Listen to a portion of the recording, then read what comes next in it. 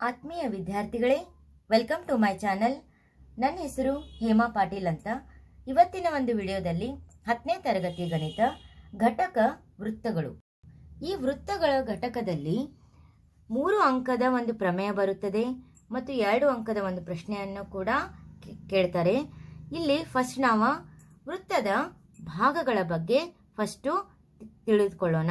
ನಾವೀಗಾಗಲೇ ವೃತ್ತಗಳ ಭಾಗಗಳನ್ನು ಕಲ್ತಿದ್ದೇವೆ, ಅದನ್ನು ಒಮ್ಮೆ ರಿಮೈಂಡ್ ಮಾಡೋಣ.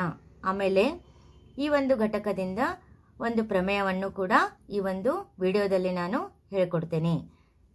ಮೊದಲು ಇದು ಒಂದು ವೃತ್ತ ಅಂತಂದರೆ ಏನಪ್ಪ? ಒಂದು ಸಮತಲದಲ್ಲಿ ಸ್ಥಿರ ಬಿಂದುವಿನಿಂದ ಸ್ಥಿರ ಅಂತರದಲ್ಲಿ ಅಥವಾ ತ್ರಿಜ್ಯ ಇರುವ ಬಿಂದುಗಳ ಸಮೂಹವನ್ನು ನಾವೇನಂತ ಕರಿತೀವಿ? ವೃತ್ತ ಅಂತೇಳಿ ಕರಿತೀವಿ. ಈ ಮಧ್ಯದಲ್ಲಿ ಬಿಂದುವನ್ನು ನಾವು ವೃತ್ತ ಕೇಂದ್ರ ಅಂತ ಕರಿತೇವೆ. ವೃತ್ತ ಕೇಂದ್ರವನ್ನು O ಎಂಬ ಸಂಕೇತದಿಂದ ನಾವು ಸೂಚಿಸ್ತೇವೆ ಮತ್ತು AB ಏನಾಗಿದೆ? ಒಂದು ವ್ಯಾಸ. ಅಂದ್ರೆ ವೃತ್ತದ ಕೇಂದ್ರದ ಮೂಲಕ ಹಾದು ಹೋಗುವ ರೇಖೆ ಏನಾಗಿದೆ? ವ್ಯಾಸ. ಅಂದು ಒಂದು ವೃತ್ತಕ್ಕೆ ಹಲವಾರು ವ್ಯಾಸಗಳನ್ನು ನಾವು ತೆಗಿಬಹುದು. ಮತ್ತೆ OE ಮತ್ತು OB ಮತ್ತು OA ಏನಾಗಿದೆ? ಇವು ತ್ರಿಜ್ಯಗಳು. ಅಂದರೆ ವೃತ್ತದ ಕೇಂದ್ರದಿಂದ ವೃತ್ತದ ಯಾವುದೇ ಒಂದು ಬಿಂದುವನ್ನು ಸೇರಿಸುವ ರೇಖೆ ಏನಾಗುತ್ತದೆ? ಅದು ವ್ಯಾಸ ಅಂತ ಹೇಳಿ ಕರಿತೇವೆ. ಅದೇ ರೀತಿ CD ಏನಾಗಿದೆ? ಇಲ್ಲಿ ವೃತ್ತದ ಯಾವುದೇ 2 ಬಿಂದುಗಳನ್ನು ಸೇರಿಸುವ ರೇಖೆ ಏನಾಗಿದೆ? CD AB ಕೂಡ ಒಂದು ವೃತ್ತದ ಅತ್ಯಂತ ದೊಡ್ಡ ಅಂತ ತಿಳಿದುಕೊಳ್ತದೆ. ಅದೇ ರೀತಿ ವೃತ್ತಖಂಡ ಅಂದ್ರೆ ಏನಂತಂದ್ರೆ ಮತ್ತು ಸಿ ಇಲ್ಲೇ ಇನ್ನೊಂದು ಪಾಯಿಂಟ್ ಮಾಡೋಣ, Q ಅಂತ ಹೇಳಿ.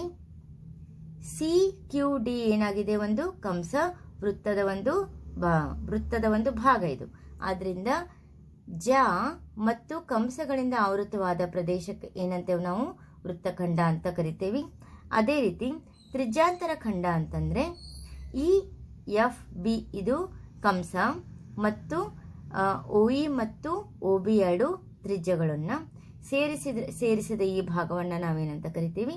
ತ್ರಿಜ್ಯಾಂತರ ಖಂಡ. ಅಂದ್ರೆ ವೃತ್ತದ 2 ತ್ರಿಜ್ಯಗಳು ಮತ್ತು ಕಂಸಗಳಿಂದ ಆವೃತವಾದ ಪ್ರದೇಶ ಏನು? ತ್ರಿಜ್ಯಾಂತರ ಖಂಡ. ಇದೇನಪ್ಪ? ವೃತ್ತದ ಭಾಗಗಳ ಒಂದು ಪರಿಚಯ ಆಯಿತು. ಈಗ ಈ ಪಾಠದಲ್ಲಿ ಇದು ಹಿಂದೆ ನಾವು ಕಲ್ತಿರೋದನ್ನ ಒಂದು ಹೇಳ್ಕೊಟ್ಟೆ. ಇನ್ನು ಮುಂದೆ ಈ ಒಂದು ಘಟಕದಲ್ಲಿ ನಾವು ಏನು ಕಲಿತೇವೆ ಅನ್ನೋದನ್ನ ಇಲ್ಲಿ ಮುಂದೆ ನೋಡೋಣ. ಇಲ್ಲಿ ನೋಡ್ರಿ,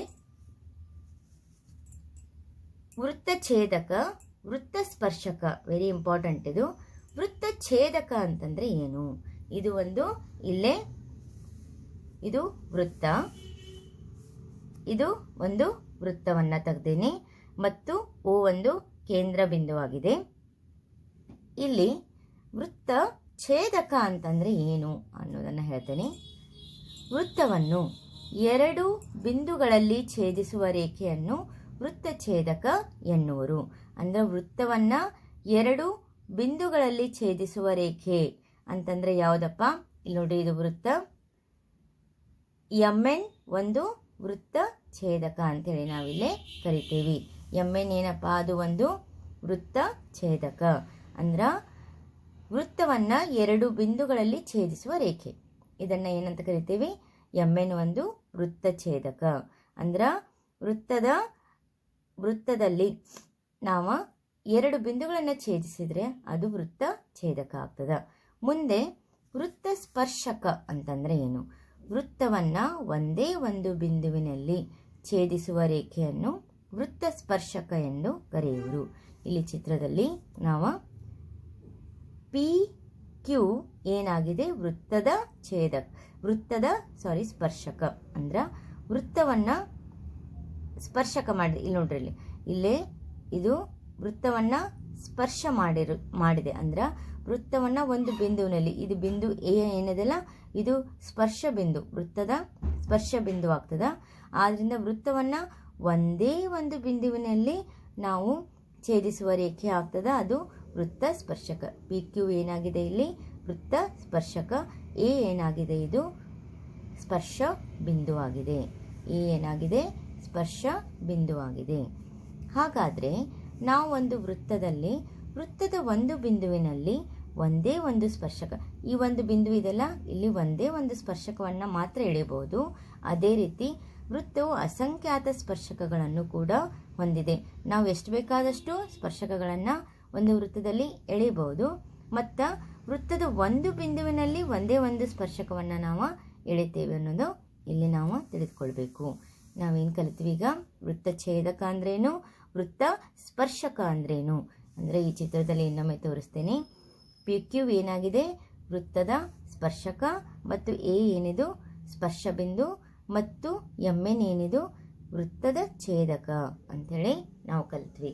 ಅಂದರೆ ನಾವೀಗ ಮೊದಲು ಬೇಸಿಕ್ ಈ ಒಂದು ಪಾಠದಲ್ಲಿ ಏನಿದೆ ಅನ್ನೋದನ್ನು ಕಲಿತ್ವಿ. ಇನ್ನು ನಾವು ಪ್ರಮೇಯದ ಈ ಒಂದು ಪಾಠದಲ್ಲಿ 2 ಪ್ರಮೇಯಗಳು ಬರ್ತಾವ. ಆ ಪ್ರಮೇಯಗಳನ್ನು ಮೊದಲು ನಾವು ಇಲ್ಲೇ ಕಲಿತ್ಕೊಳ್ಳೋಣ. ಒಂದನೇ ಪ್ರಮೇಯ ನೋಡೋಣ. ಪ್ರಮೇಯ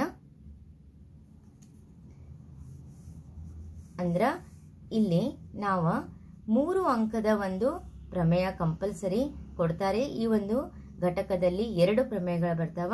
ಈ 2 ಪ್ರಮೇಯಗಳನ್ನು ನೀವು ಪ್ರಾಕ್ಟೀಸ್ ಮಾಡಿರಿ. ಈಗ ಒಂದು ಪ್ರಮೇಯ ಹೇಳ್ಕೊಡ್ತೀನಿ. ವೃತ್ತದ ಮೇಲಿನ ಪ್ರಮೇಯ ಒಂದನೇದು ಪ್ರಮೇಯ ನೋಡೋಣ. ವೃತ್ತದ ಮೇಲಿನ ಯಾವುದೇ ಬಿಂದುವಿನಲ್ಲಿ ಎಳೆದ ಸ್ಪರ್ಶಕವು ಸ್ಪರ್ಶ ಬಿಂದುವಿನಲ್ಲಿ ಎಳೆದ ತ್ರಿಜ್ಯಕ್ಕೆ ಲಂಬವಾಗಿರುತ್ತದೆ. ಅಂದ್ರೆ ನಾವಿಲ್ಲಿ ಫಸ್ಟ್ ಒಂದು ವೃತ್ತವನ್ನು ಎಳ್ಕೊಳ್ಳೋಣ. ಆಮೇಲೆ ಫಸ್ಟ್ ಇದು ಪ್ರಮೇಯದ ಹೇಳಿಕೆ, ಹೌದಾ? ಒಂದು ವೃತ್ತವನ್ನು ಎಳೆದುಕೊಳ್ಳೋಣ. ಓ ಏನಾಗಿದೆ? ವೃತ್ತದ ಕೇಂದ್ರ ಆಗಿದೆ. ಮತ್ತು ಏನು ಹೇಳ್ತಾರೆ? ವೃತ್ತದ ಮೇಲಿನ ಯಾವುದೇ ಬಿಂದುವಿನಲ್ಲಿ ಎಳೆದ ಸ್ಪರ್ಶಕ ಅಂತ ಹೇಳ್ತಾ ಇದ್ದಾರೆ. ಅಂತಂದ್ರೆ ಸ್ಪರ್ಶ ಬಿಂದುವಿನಲ್ಲಿ ಎಳೆದ ತ್ರಿಜ್ಯ ಅಂದ್ರೆ ನಾವಿಲ್ಲೇ ಒಂದು ತ್ರಿಜ್ಯವೂ ಕೂಡ ಎಳ್ಕೋಬೇಕು. ಅಂದ್ರೆ ಪಿ ಏನಾಗಿದೆ? ಒಂದು ಪಿ. ಒ ಪಿ ಏನಾಗಿದೆ? ಒಂದು ತ್ರಿಜ್ಯವನ್ನು ಎಳೆದುಕೊಳ್ಳೋಣ, ಹೌದಾ? ಪಿ ಇದು ಏನು? ಸ್ಪರ್ಶ ಬಿಂದು. ಸ್ಪರ್ಶ ಬಿಂದುವಿನಿಂದ ನಾವೇನು ಮಾಡೋಣ? ಒಂದು ಸ್ಪರ್ಶಕವನ್ನು ಎಳೆಯೋಣ. ಎಕ್ಸ್ ವೈ ಏನದು? ಒಂದು ಸ್ಪರ್ಶಕ. ಎಕ್ಸ್ ವೈ ಸ್ಪರ್ಶಕ ಆಯಿತು. ಆದ್ದರಿಂದ ನಾವು ದತ್ತ ಏನು ಬರಿಬೇಕು ಅಂತಂದರೆ, ದತ್ತ ಸಾಧನೆಯ ರಚನೆ ಮಾಡ್ಕೋಬೇಕಿಲ್ಲೇ, ಮತ್ತು ಸಾಧನೆ ಹೆಂಗೆ ಮಾಡೋದು ಅಂಥೇಳಿ ನೋಡೋಣ ಅಂತಿಲ್ಲೇ. ದತ್ತ ಫಸ್ಟ್ ಓ ವೃತ್ತ ಕೇಂದ್ರವಾಗಿದೆ. ಓ ವೃತ್ತ ಕೇಂದ್ರವಾಗಿದೆ. ಪಿ ಬಿಂದುವಿನಲ್ಲಿ ಎಳೆದ ಸ್ಪರ್ಶಕ ಎಕ್ಸ್ ವೈ ಆಗಿದೆ. ಪಿ ಬಿಂದುವಿನಲ್ಲಿ, ಪಿ ಬಿಂದು ಅಂದರೆ ಏನದು?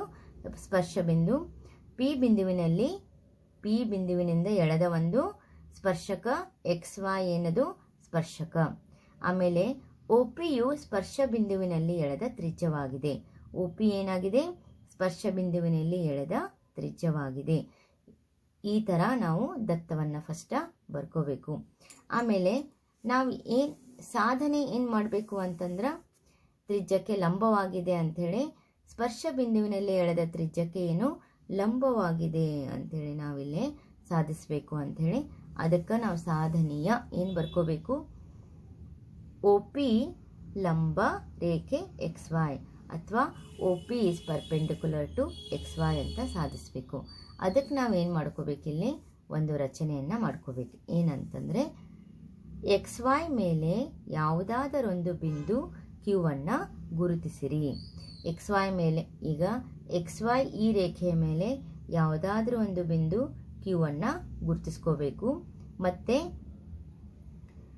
ಓ ಕ್ಯೂ ಒಂದು ರೇಖೆಯನ್ನು ಎಳ್ಕೋಬೇಕು. ಅಂದ್ರೆ ಆಮೇಲೆ ಕ್ಯೂವನ್ನು ಗುರುತಿಸಿ ಓ ಕ್ಯೂವನ್ನು ಸೇರಿಸ್ರಿ. ಓ ಕ್ಯೂವನ್ನು ಏನು ಮಾಡ್ರಿ? ಸೇರಿಸ್ರಿ ಅಂಥೇಳಿ ಓ ಕ್ಯೂವನ್ನು ಸೇರಿಸಿದೆ. ಆಮೇಲೆ ಓ ಕ್ಯೂ ವೃತ್ತವನ್ನು ಆರ್ನಲ್ಲಿ ಛೇದಿಸುತ್ತದೆ. ಈ ಓ ಕ್ಯೂ ಏನು ಮಾಡ್ತೈತಿ? ಆರ್ ಎಂಬ ಬಿಂದುವಿನಲ್ಲಿ ಏನು ಮಾಡ್ತೈತಿ? ಛೇದಿಸ್ತೈತಿ ಅನ್ನೋದನ್ನು ನಾವಿಲ್ಲಿ ರಚನೆಯಲ್ಲಿ ನೋಡ್ತೇವೆ. ನೋಡ್ರಿ, ರಚನೆ ಇನ್ನೊಮ್ಮೆ ಹೇಳ್ತೇನೆ. ಏನಂತಂದರೆ, ಕ್ಯೂ ಎಕ್ಸ್ ವೈ ರೇಖೆಯ ಮೇಲೆ ಒಂದು ಕ್ಯೂವನ್ನು ಎಳೀರಿ ಅಂತ ಹೇಳಿದಾರೆ, ಗುರುತಿಸ್ರಿ ಅಂತ ಹೇಳಿದಾರೆ. ಮತ್ತು ಓ ಕ್ಯೂವನ್ನು ಸೇರಿಸ್ರಿ ಅಂತ ಹೇಳಿದಾರೆ. ಓ ಕ್ಯೂವು ವೃತ್ತವನ್ನು ಆರ್ನಲ್ಲಿ ಏನು ಮಾಡ್ತಾ ಇದೆ? ಇಲ್ಲಿ ಛೇದಿಸ್ತಾ ಇದೆ. ಆಮೇಲೆ ಈಗ ಸಾಧನೆಯನ್ನು ನೋಡೋಣ. ಸಾಧನೆ, ಚಿತ್ರದಲ್ಲಿ OR is less than OQ ಆಗಿದೆ ಅಂತೇಳಿ ಹೇಳ್ತಾ ಇದ್ದಾರೆ. ಅಂದ್ರೆ ಚಿತ್ರದಲ್ಲಿ ನೋಡ್ರಿ, ಇಲ್ಲಿ ಚಿತ್ರದಲ್ಲಿ OR ಇದು OQಗೆ OR ಇದು ಗ್ರೇಟರ್ ದೆನ್ OQ ಅಂಥೇಳಿ, ಲೆಸ್ ದೆನ್ OQ ಏನಾಗ್ತದೆ, ಇಲ್ಲಿ ಹೆಚ್ಚಿಗೆ ಇದೆ. OR ಕೂಡ ಒಂದು ತ್ರಿಜ್ಯ, OP ಕೂಡ ಒಂದು ತ್ರಿಜ್ಯ, ಹೌದಾ? ಅಂದರೆ ವೃತ್ತದ ಯಾವುದೇ ಬಿಂದುವಿನಲ್ಲಿ ನಾವು ವೃತ್ತದ ಕೇಂದ್ರದಿಂದ ಎಳೆಯಬಹುದು ಅಂತ ಹೇಳಿದೆನಲ್ಲ, ಇಲ್ಲೇ OR ಏನಾಗಿದೆ, ಲೆಸ್ ದೆನ್ OQ. ಅಂದರೆ OQ ಗೆರೆ ಇನ್ನೂ ಮುಂದೆ ಕಂಟಿನ್ಯೂ ಆಗ್ತೈತಿ. OR ಅದಕ್ಕಿಂತ ಏನಾಗಿದೆ, ಚಿಕ್ಕದಿದೆ. OQ ಏನಿದೆ, ಗೆರೆ ದೊಡ್ಡದಿದೆ, ಅಂದ್ರೆ ಲೆಂತ್ ದೊಡ್ಡದಿದೆ. ಆದ್ದರಿಂದ ಮುಂದೆ, ಆದರೆ OR is equal to OP ಒಂದೇ ವೃತ್ತದ ತ್ರಿಜ್ಯಗಳು. ಇಲ್ಲಿ ನೋಡ್ರಿ, ಮತ್ತೆ ನಾವೇನು ನೋಡ್ಬೋದು, OR ಮತ್ತು OP ಎರಡು ಒಂದೇ ವೃತ್ತದ ಎರಡು ತ್ರಿಜ್ಯಗಳಾಗಿವೆ. ಆದ್ದರಿಂದ ನಾವು ಮುಂದೆ ಏನು ಹೇಳ್ತೇವೆ, ಆದ್ದರಿಂದ OP is greater than OQ ಅಂತ ಹೇಳ್ತೇವೆ. OP is less than OQ, ಯಾಕಂದ್ರೆ OQನೇ ಗೆರೆ ಏನಾಗಿದೆ, ದೊಡ್ಡದಿದೆ.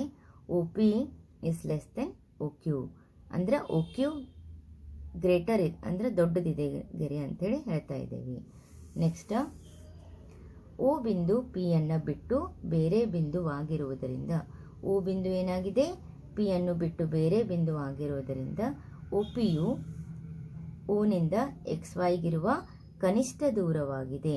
OPಯು Oನಿಂದ ಏನಾಗಿದೆ, XYಗಿರುವ ಕನಿಷ್ಠ ದೂರ.